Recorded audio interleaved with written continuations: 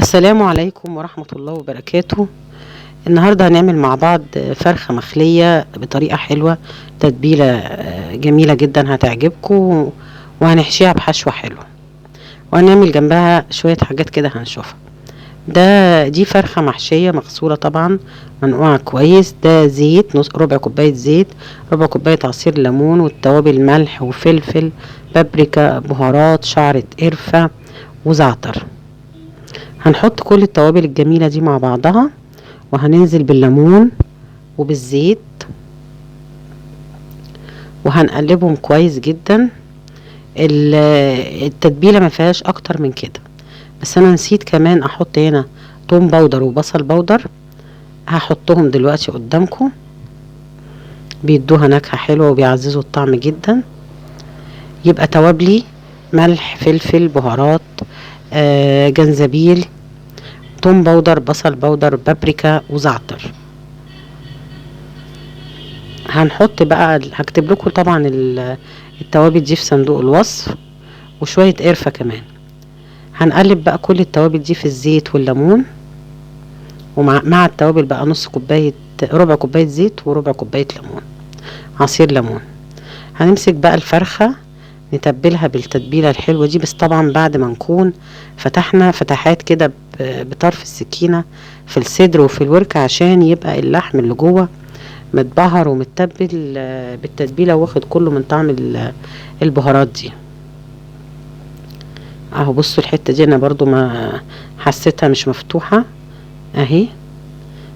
نفتح بقى كده وندخل التتبيلة جوه اللحم وتحت الجلد كده، تمليها، تبليها كلها بالتتبيلة دي اهي. بصوا بالشكل ده. هنسيبها بقى في التتبيلة دي على حسب ما انت عايزة، يعني من المفضل تبقى ليلة كاملة من بالليل، وتصبحي تاني يوم تعمليها. انا حطيتها في طبق تاني نضيف بقى، واحطها في التلاجة. تصبحي بقى الصبح تاني يوم تحضري بقى بقية الاكلة. ده فلفل الوان، ودي صوابع جبنة موتزاريلا، وبصل جوليان. هنشوف هنعمل ايه دلوقتي. هنحط بقى حاجة على النار فيها معلقة سمنة كبيرة حلوة كده، او سمنة على زيت المفضل ليكي، بس انا حاطة سمنة بس. هننزل بالبصل يا دوب، بس هنقلبه وندبله يدبل بس.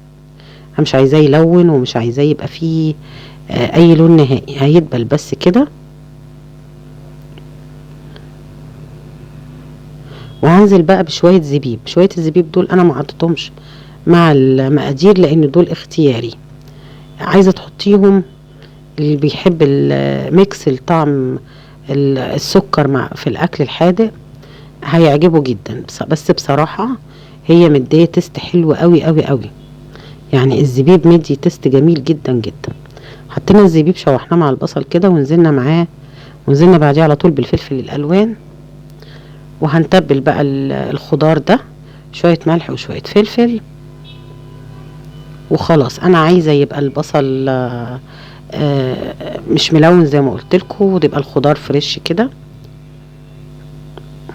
هننزل بقى بشوية ملح زي ما قلنا، وشوية فلفل،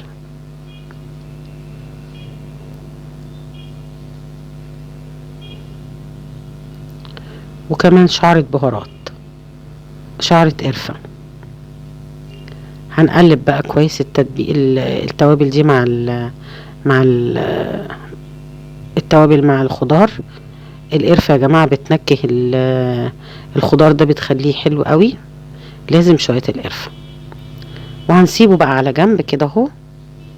وهنجيب بقى الفرخة هنفتحها، بس قبل ما نفتحها هتفتحيها طبعا على كيس كده عشان ما تبهدليش الدنيا، او صينية اللي يعجبك.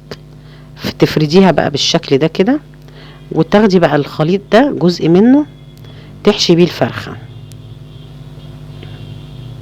هنحشي بقى الفرخة، وهنحشيها بالخضار ده وبصوابع الجبنة الموتزاريلا، وبعدين هنلفها بقى بالخيط ونقفلها اهو. هنحط بقى صوابع جبنة او جبنة موتزاريلا مبشورة، مفيش مشكلة بالنسبة لي. عايزة جبنة شيدر مفيش مشكلة، عايزة تستغني عن الجبنة خالص برضو ما فيهاش اي مشكلة، حسب حريتك الشخصية. بس برضو الجبنة كانت مديها تيست حلو ومعززة الطعم، مخليها كمان شكلها كمان في التقديم كانت حلوة كمان. اما الولاد بياخدوها بقى كده، والجبنة بتمط معاهم اهو. اي تغيير وخلاص. هنقفل بقى الفرخة بالشكل ده بالراحة بقى عليها عشان تقدري تدخلي كل الخضار وكل الجبنة جواها. هتجيبي بقى خيط، اللي هو الخيط يكون سميك شوية، اربطي بقى كده ولفي بالراحة واحدة واحدة كده لحد ما تقفلي عليها خالص. حاولي تقفلي عليها على قد ما تقدري عشان الجبنة ما تخرجش بره. وحتى بالفرد لو الجبنة خرجت بره هتخرج في الصوص اللي نازل منها مع الخضار الباقي اللي احنا هنحطه، برضو هتبقى طعمها حلو جدا. بس هو من المفضل تقفلي عليها قوي كده عشان خاطر الجبنة تبقى محتفظة بنفسها جوه. هنقفل بقى كده واحدة واحدة بالخيط بالراحة عليها عشان تعرفي تملكيها كويس، وعشان تعرفي تقفليها بالطريقة اللي انت عايزة. ممكن بدل الخيط تقفليها بعيدان خلة برضو مفيش مشكلة. اهو بصوا انا خلاص اهو عملتها كلها رول، وهاخدها بقى اكمل الخطوة اللي بعد كده.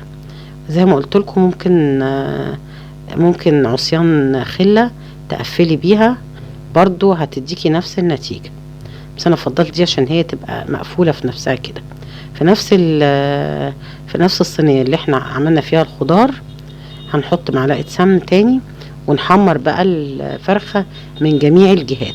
عايزاها تتحمر تحمير عشان ما يبقاش لونها مسلوق كده، من الاربع جهات كده توقفيها وتحمريها لحد ما تاخد لون حلو، لحد ما الجلد يحمر معاكي بالشكل ده. سيبي بقى السمن بتاعها بكل حاجتها دي كلها، وانزلي ببقية الخضار اللي انت عاملاه، ونكون مولعين الفرن بتاعنا على درجة حرارة 200. انا عن نفسي مولعة فوق الفرن من فوق وتحت زي ما قلت لكم قبل كده، لان انا معظم شغلي في الفرن الكهرباء، مش بعرف اظبط فرن الغاز عندي قوي.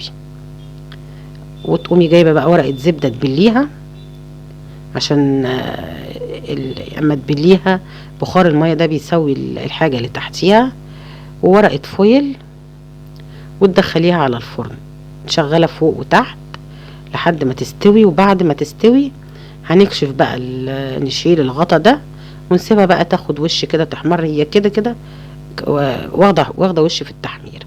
هنعمل بقى شويه بابا غنوج معاها.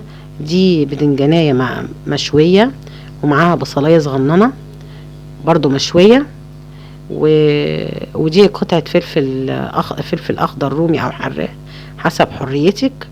وهنحط شويه خل، وهننزل بالطحينه وشويه ملح وكمون، بس مش اكتر من كده. وهنضربهم في الخلاط عشان تبقى سوفت وبس، وتقدميها مش اكتر، يعني مش هتعملي اكتر من كده. التوابل بتاعتنا ملح وكمون ومعلقه صغيره توم مهروس. هنزل بقى بالكمون، يبقى بابا غنوج باذنجان مشوي الكميه اللي انت عايزاها، مع بصلايه صغيره. يا جماعه جربوا البصلايه صغيره تحطوها تتشوي معاه، بتدي للبابا غنوج تست حلوه قوي. وهننزل بحته فلفل كده، حته فلفله خضراء وخل وحبه خل وملح وكمون ومعلقه توم. اهو بصوا ضربناها ناعمه وحلوه. هحط بقى عليها معلقه زيت على الوش كده بس كتجميل، وحته بقدونس، وخلاص يبقى هو التقديم حلو قوي على كده. هنعمل ايه بقى مع الفرخه دي؟ ايه اللي هيليق معاها؟ معرفش، انا فكرت لقيت الرز يعني انسب حاجه ليها، عشان تاخدي من الخضار ده والصوص اللي هينزل منه وتحطي عليها. هنحط هنا بقى شويه بابريكا او شطه اللي انت بتفضليه. زي ما قلنا هنعمل جنبها شويه رز عشان الصوص الجميل اللي هينزل منها اللي هنشوفه دلوقتي. ونعمل طبق سلطه كده حلو وشويه بطاطس شيبسي. هتبقى وجبه جميله جدا جدا وهتعجب الكل ان شاء الله. اهو البابا غنوج خلاص كده كفاية عليه.